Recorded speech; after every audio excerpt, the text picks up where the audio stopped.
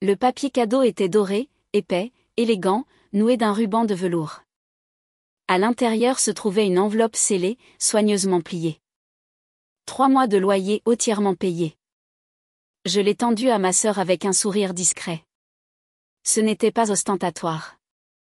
Ce n'était pas mon intention. Juste un petit geste de soulagement pour elle. Quelqu'un qui avait des difficultés, d'après toutes les conversations murmurées que ma mère m'avait confiées ces dernières semaines. Rachel a ouvert l'enveloppe lentement, lu la carte, regardé le chèque, puis m'a regardé assez fort pour que toute la famille l'entende, essaie de compenser le fait qu'elle n'est pas nécessaire à cette famille. La pièce devint silencieuse. Puis quelqu'un, je pense ma cousine, a éclaté de rire, et les autres l'ont rejointe, le genre de rire qui ne fait pas que piquer, il tranche. J'ai senti que ça me frappait comme une gifle, mais je n'ai pas bronché. Je me suis avancée, j'ai arraché l'enveloppe des mains de Rachel, l'ai glissée dans la poche de mon manteau, et j'ai dit, utile à savoir. Pas de cris, pas de drame, juste la vérité. 10 minutes plus tard, je marchais vers la porte quand j'ai entendu quelqu'un dire, « Attends, Émilie, sérieusement, ne sois pas comme ça. » Puis une autre voix. « Émilie, s'il te plaît, reviens. Parlons-en. » Au moment où j'ai fermé la porte d'entrée derrière moi, toute la maison criait, « S'il vous plaît, écoutez-nous. » Mais je n'ai pas écouté parce que pour une fois j'écoutais moi-même. Je m'appelle Émilie Carter et d'où que vous regardiez cette vidéo, restez avec moi car la nuit où ils ont ri de ma gentillesse fut la même nuit où ils ont cessé de rire complètement. J'ai toujours été celle sur qui on pouvait compter. Pas la plus bruyante, pas la préférée, juste celle sur qui tout le monde pouvait compter. Quand Rachel a accidenté sa voiture à l'université, j'ai co-signé le prêt pour la nouvelle. Quand la petite entreprise de papa a traversé une période difficile, j'ai discrètement viré de l'argent de mes économies. Quand maman a eu besoin d'aide pour organiser les funérailles de grand-mère, j'ai pris un congé sans solde pour tout organiser. Personne ne m'a demandé si j'en avais les moyens. Personne n'a vérifié comment j'allais. Ils ont simplement supposé que je m'en chargerais parce que c'était ce que j'avais toujours fait. La fille invisible, la main stable. Je ne donnais pas pour être remarquée. Du moins, c'est ce que je me disais. Je donnais parce que ça ressemblait à de l'amour. Comme si, peut-être, juste peut-être, si je continuais à me présenter, il finirait par me voir comme plus qu'un plan de secours. Rachel, en revanche, était l'étincelle. Elle avait toujours une facilité à faire des scènes. Cours raté, c'était la faute du professeur. Amitié rompue, ils étaient jaloux. Chaque événement familial tournait autour d'elle. Ses drames au travail, son petit ami intermittent, sa crise sans fin. Maman appelait ça de la personnalité. J'appelais ça de la commodité car peu importe le désordre que Rachel créait, quelqu'un d'autre le nettoyait toujours. Généralement moi.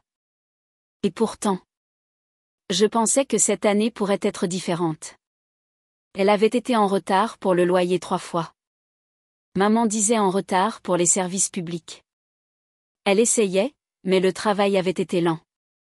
Alors j'ai fait ce que j'ai toujours fait. J'ai discrètement rendu les choses plus faciles. 3 mois de loyer payé. Sans fanfare. Juste un geste de soutien. Et elle l'a pris, l'a tenu devant tout le monde et s'est moquée de moi. Elle n'est pas nécessaire.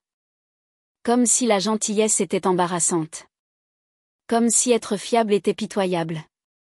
Comme si la pire chose qu'une femme puisse être était utile. J'ai regardé tout le monde rire. Ma mère, mes cousines, même ma tante, celle qui a pleuré quand j'ai aidé à rembourser ses frais médicaux il y a 5 ans. À ce moment-là, je n'étais pas humiliée. J'avais fini.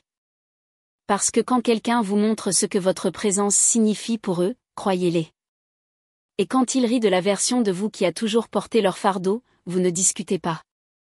Vous le posez pour de bon. Après avoir quitté cette maison, je n'ai pas pleuré.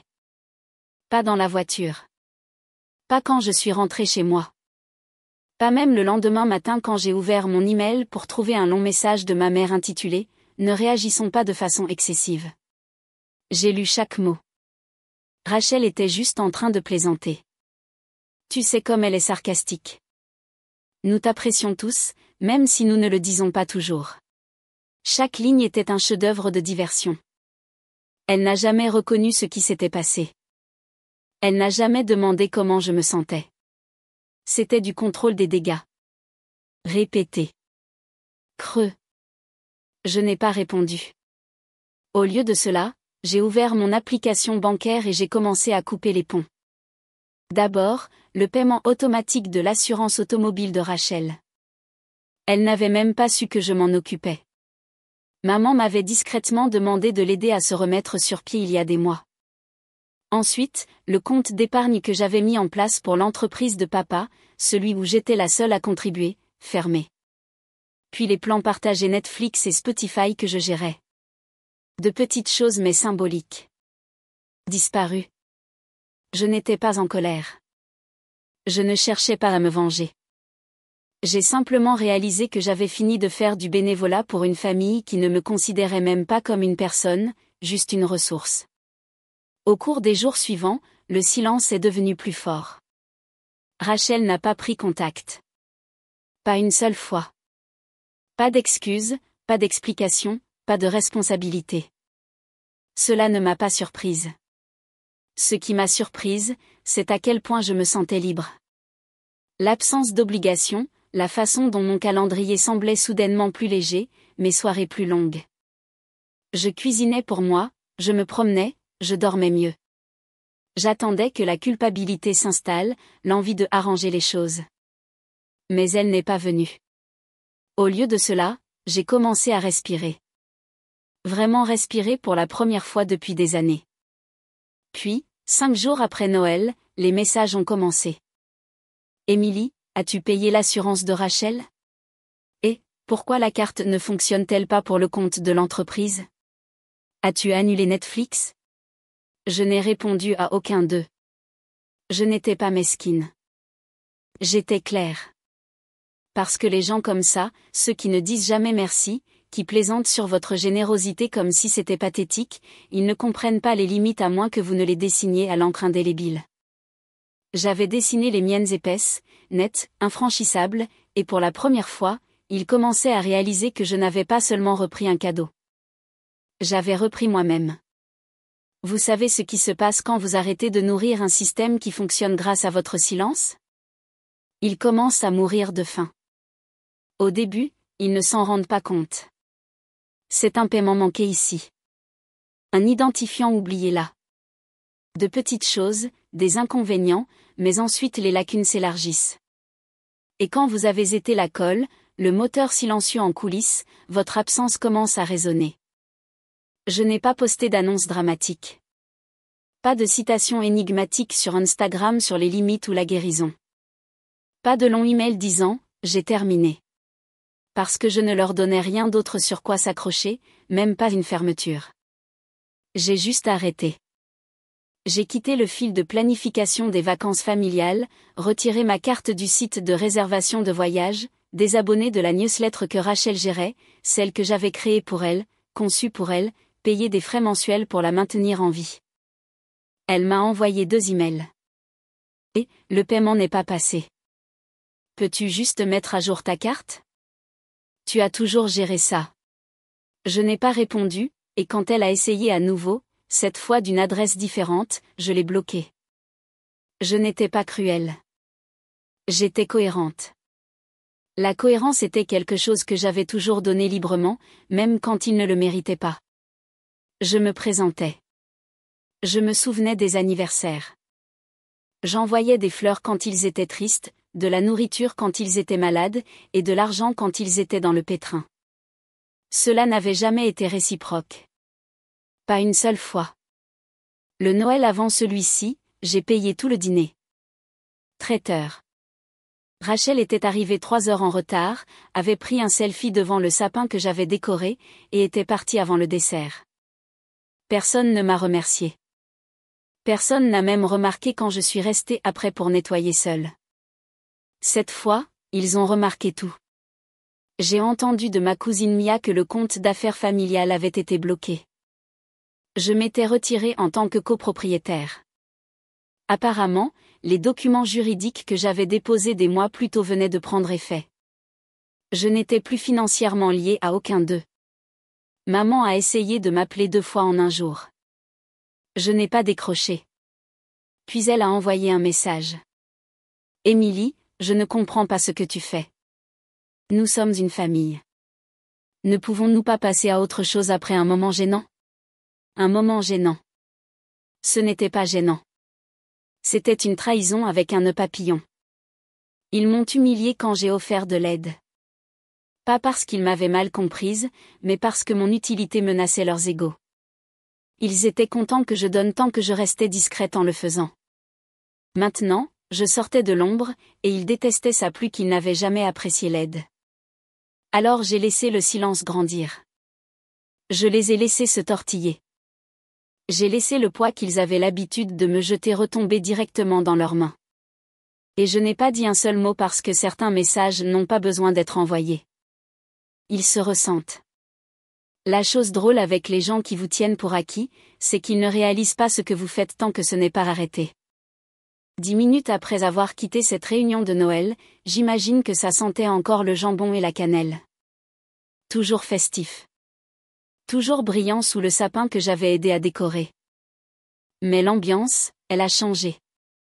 Ma cousine m'a appelé le lendemain pour prendre de mes nouvelles. C'est la seule qui a vu clair dans les bêtises de Rachel. Discrètement, jamais à voix haute. Elle a dit, Émilie, que s'est-il passé après ton départ? Je ne les ai jamais vus paniquer comme ça. Apparemment, quelqu'un a finalement ouvert le compte Venmo familial pour confirmer le dépôt de vacances, seulement pour trouver le solde à 0 parce que j'avais retiré ma part et qu'il les avait bloqués. Puis quelqu'un s'est rendu compte que le loyer de Rachel n'avait pas été payé et ne le serait pas. Puis Netflix s'est déconnecté. Puis Spotify.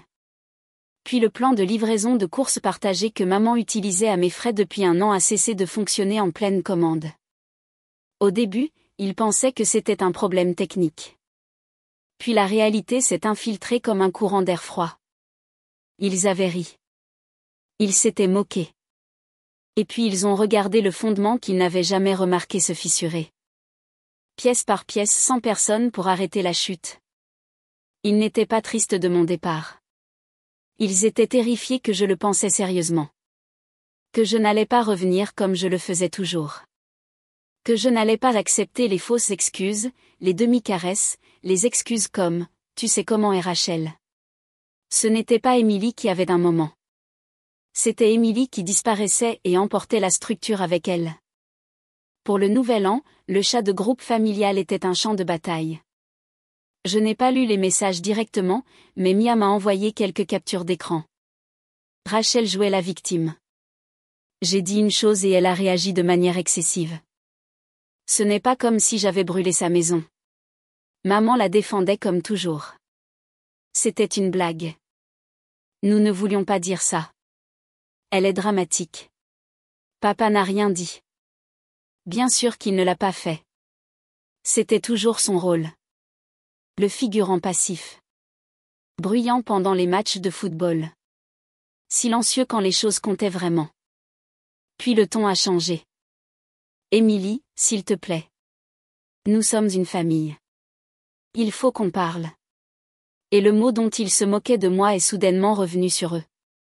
Parce que ce qu'ils disaient vraiment, c'était « Nous ne savons pas comment fonctionner sans toi. Nous ne savons pas comment nettoyer le désordre maintenant que tu as arrêté de tenir la serpillière. Nous ne savons pas comment être une famille sauf si tu la répares pour nous. » Et je n'ai pas répondu. Pas une seule fois. Au lieu de cela, j'ai acheté un nouveau planificateur, un sans anniversaire marqué, sans dîner de famille entouré, sans rappel pour envoyer des fleurs ou transférer de l'argent ou organiser des appels Zoom pour la soirée de jeu, juste des jours vides attendant d'être remplis par des gens qui me voyaient comme plus qu'une commodité, enveloppée dans un silence poli. Des gens qui ne riraient pas quand je donnerais, qui n'utiliseraient pas la gratitude comme une arme, qui ne verraient pas les limites comme une trahison. Laissez-les crier. Laissez-les se débattre. Laissez-les réaliser que le cadeau qu'ils ont jeté parce qu'ils ont rendu une chose limpide. Je n'étais pas nécessaire. Et c'était la chose la plus libératrice que j'ai jamais apprise. Le premier message vocal est arrivé 2 semaines après Noël. C'était ma mère. Sa voix était prudente. Le genre qu'elle utilisait quand elle avait peur de ne plus avoir le contrôle. Émilie, je veux juste parler. Tu nous manques. Ta sœur. Eh bien, elle regrette ce qu'elle a dit. Tu sais comment elle est. S'il te plaît, rappelle-moi. Je ne l'ai pas fait. Pas parce que j'étais cruelle, mais parce que je ne la croyais pas. Le regret dans notre famille était juste un code pour dire quelque chose de gentil pour qu'elle revienne et règle ça. Quelques jours plus tard, Rachel a posté une story Instagram, juste une photo de son sapin de Noël toujours debout à la mi-janvier avec une légende: tous les cadeaux ne sont pas ce qu'ils semblent être. Certaines personnes sont juste trop sensibles. Subtile comme d'habitude, une pique en paillettes. Elle n'était pas désolée. Elle était embarrassée parce que son système de soutien, celui qu'elle n'avait jamais reconnu, avait débranché la prise. J'ai coupé son compte, bloqué le numéro de ma mère. Je me suis dit que c'était temporaire. Mais plus le silence s'étirait, plus je réalisais à quel point la vie pouvait être paisible quand je ne nettoyais pas constamment derrière des gens qui ne disaient jamais merci. Au lieu d'appels téléphoniques concernant le loyer en retard de quelqu'un ou des petites urgences, mes journées étaient remplies de calme.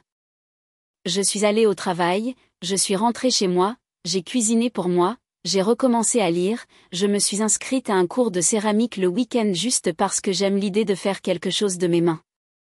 Je ne me réveillais pas en redoutant les messages. Je ne planifiais pas mon calendrier en fonction du drame des autres. Je ne faisais pas de budget pour résoudre la crise de quelqu'un d'autre. C'était le genre de liberté que vous ne savez même pas que vous manquez jusqu'à ce que vous y goûtiez.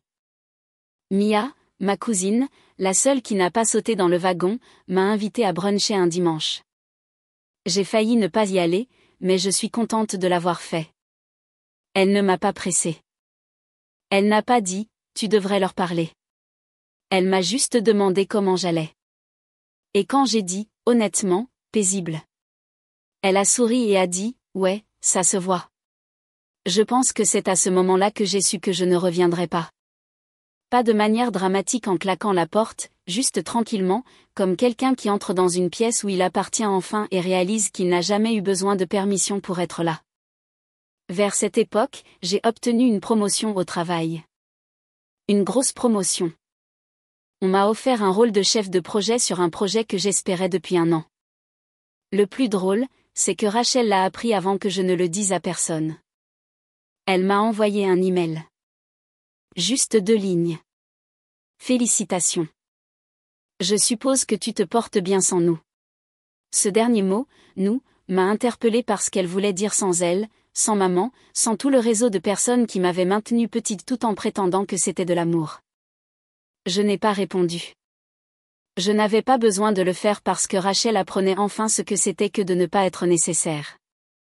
Et j'apprenais aussi quelque chose. L'amour qui vient avec des chaînes n'est pas de l'amour. C'est du contrôle. Le soutien qui ne se manifeste que lorsque vous êtes utile n'est pas du soutien. C'est une dépendance déguisée. J'avais passé la majeure partie de ma vie adulte à essayer de prouver que j'avais ma place à une table qui n'avait pas de siège pour moi. Maintenant, je construisais ma propre table. Et elle n'était pas faite de culpabilité. Elle était faite de paix. Ce Noël-là, je n'ai pas attendu d'invitation. Je n'ai pas vérifié le chat de groupe. Je n'ai pas regardé les vols de vacances. Je n'ai pas demandé quel thème ma mère avait choisi pour les décorations ou si Rachel posterait une autre série organisée de chaos parfaitement éclairé. J'ai juste planifié quelque chose pour moi. J'ai organisé la veille de Noël dans mon appartement. Pas le plus grand espace, mais il dégageait une chaleur comme une seconde peau. J'ai accroché des guirlandes lumineuses à ma fenêtre de cuisine, j'ai fait des brioches à la cannelle maison, et j'ai envoyé des invitations aux personnes qui s'étaient réellement présentées pour moi cette année-là. Les invités sont venus, Mia bien sûr, avec une bouteille de vin et un rire qui remplissait toute la pièce. Jules, une collègue devenue amie qui m'avait une fois apporté de la soupe quand j'étais malade. Naëléa, un couple que j'avais rencontré à mon cours de céramique qui ne m'avait jamais fait sentir comme un troisième personnage, juste un humain bienvenu. Il n'y avait pas d'appareil photo, pas de pique passivement agressive sur la purée de pommes de terre, pas de compétition pour savoir qui avait fait le meilleur cadeau. Juste de la joie choisie, le genre que l'on peut sentir vibrer sous une table de dîner silencieuse. À un moment donné, Jules a levé son verre. À Émilie, a-t-elle dit, pour nous montrer à quoi ressemble vraiment la paix. Je ne savais pas comment répondre parce que pendant si longtemps, j'avais été celle qui organisait, réparait, donnait, pas celle qui était saluée. Je ne voulais pas pleurer, mais je l'ai fait. Juste un peu. Pas de tristesse. D'arriver. J'étais arrivée quelque part de réel. Cette nuit-là, après que tout le monde soit parti et que la vaisselle soit faite, je me suis assise près de la fenêtre avec une couverture et une tasse de thé à la menthe poivrée. Dehors, la ville bougeait comme toujours. Des lumières clignotantes, des voitures qui passaient, des rires montant d'un bar voisin. Je ne manquais pas ma famille, même pas un peu. Et c'était une vérité que je ne pensais jamais pouvoir dire sans culpabilité. J'avais l'habitude de penser que la paix venait après le pardon, que je devais y retourner, m'expliquer, arranger les choses, les convaincre de voir ma valeur. Mais la paix n'avait rien à voir avec eux. Elle est venue au moment où j'ai arrêté d'attendre qu'ils changent. J'ai vérifié mon téléphone une fois avant de me coucher. Un appel manqué de ma mère. Pas de message vocal, juste l'horodatage. J'ai éteint mon téléphone. Pas une partie de moi ne voulait entendre sa voix. Plus maintenant, car le silence n'est pas toujours absence. Parfois, c'est une protection. Parfois, c'est de l'amour pour soi-même. Le lendemain matin, jour de Noël, je me suis réveillée au soleil à travers mes stores et sans aucune attente me tirant du lit. J'ai préparé le petit déjeuner, lu un livre, écrit dans mon journal, et pour la première fois depuis des années, je n'ai pas eu l'impression de devoir prouver quoi que ce soit à qui que ce soit, car le plus beau cadeau que je me suis fait ce Noël, c'était de l'espace. Et dans cet espace, j'ai trouvé tout ce que j'avais jamais voulu. Pas la perfection, pas les applaudissements, juste la paix. C'est étrange comme une phrase peut rester avec vous. Elle n'est pas nécessaire à cette famille. Rachel l'a dit comme une blague, comme si c'était drôle qu'elle essaie toujours de compter. Et peut-être que c'était pour eux. Peut-être que ma gentillesse, mon effort, ma loyauté n'étaient que du bruit de fond dans une maison qui n'entendait que ce qu'elle voulait. Mais cette phrase, elle ne m'a jamais quittée. Au début, ça piquait. Puis ça s'est accroché. Et finalement, ça a commencé à sonner comme de la liberté, pas comme un besoin. Pendant des années, j'ai confondu être nécessaire avec être aimé. Je pensais que si j'étais utile, si je m'occupais des détails, absorbais le blâme, lissais les fissures, alors peut-être que j'étais précieuse. C'est un mensonge dont on ne parle pas assez, qu'être dépendant est la même chose qu'être apprécié. Ça ne l'est pas. Être nécessaire signifiait que je ne pouvais jamais me reposer. Être nécessaire signifiait que je ne pouvais pas dire non sans être qualifié de difficile. Être nécessaire signifiait qu'à la seconde où je me retirais, tout le système tremblait, et il me blâmait pour l'effondrement. Alors quand j'ai quitté cette maison le jour de Noël, je n'ai pas seulement repris une enveloppe. J'ai repris mon identité. J'ai abandonné le rôle qu'il m'avait assigné. L'aide, la réparatrice, celle qui n'avait jamais besoin de rien, mais qui était toujours censée tout donner. Et je suis entrée dans quelque chose de beaucoup plus puissant, moi-même.